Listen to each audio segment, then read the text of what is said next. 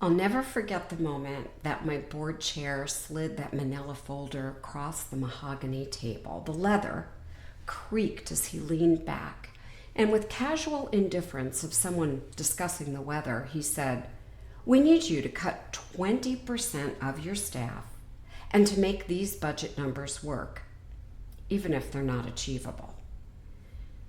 I felt my stomach drop as I opened the folder. Names stared back at me.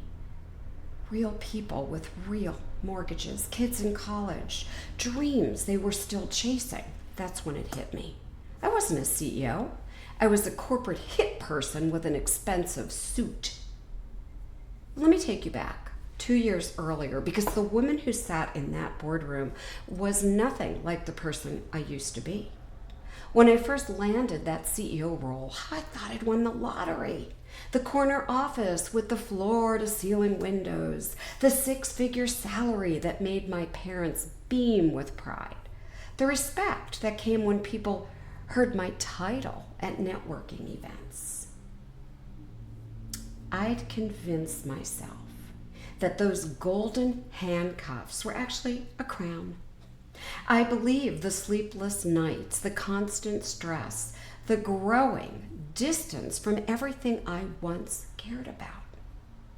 I told myself that was just the price of success. This is what winners do, I'd whisper to myself during another 14-hour day. I was the gal who bragged about working weekends, who wore exhaustion like a badge of honor. My identity was completely wrapped up in that title, that salary, that corner office. So when I sat in that boardroom, staring at the faces in those files, Sarah from accounting who brought homemade cookies every Friday, Mike from operations who just bought his first house, something fundamental shattered inside me. This wasn't leadership. This was soul murder. And they were asking me to be the executioner. What followed were the longest 8 months of my life. I knew I had to leave. But knowing and doing are two different universes. I draft my resignation letter on Sunday nights, feeling brave and righteous. But Monday morning, I delete it, paralyzed by questions that felt like landmines. How do I walk away from this income? What if I can't make it on my own? What will people think? I carried that resignation letter in my briefcase for months like a loaded gun. I couldn't pull the trigger on it. The income had become my prison bars, and I'd somehow convinced myself that I was the warden. I tried to make it work. I negotiated with the board. I pushed back on impossible targets, even considered looking for another corporate role. But every path led me back to the same realization. I was trying to fix a fundamentally broken system from the inside. And then something shifted. I discovered coaching. And for the first time, I saw a different way. A way to help people transform their lives while building something meaningful. But I was still too scared to make the leap. That's when life gave me the ultimate wake-up call. My mom died in 1996. And 7 days later, my girlfriend passed away too. In 1 week, I lost two of the most important people in my world.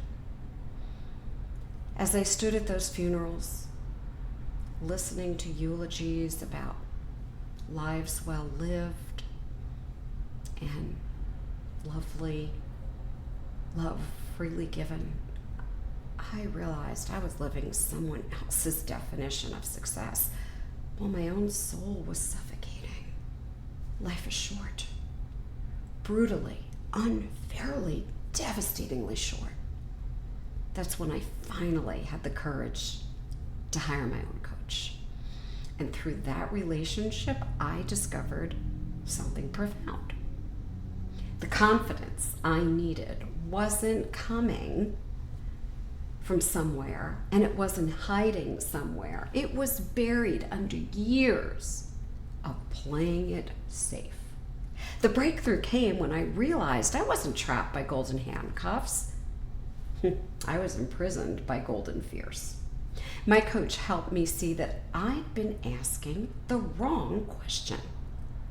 Instead of, how can I afford to leave? I started asking, how can I afford to stay? The day I finally walked into that corner office and handed in my resignation, my hands weren't shaking with fear. They were steady with purpose. Now I help transformation leaders like you create lives by design, not default.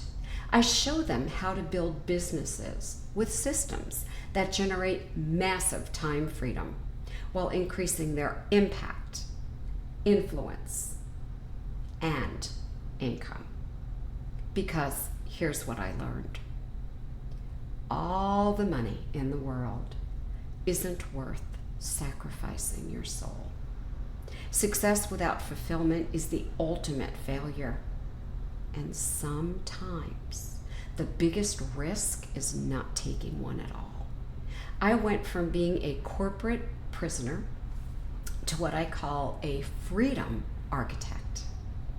I built a business I love with client family members I adore. I became mentally, physically, and spiritually healthy. I'm living what I call my delicious life. And if I can help you design yours, then maybe those 8 months of carving and carrying around that resignation letter were exactly what they needed to be. The price of admission to the life I was meant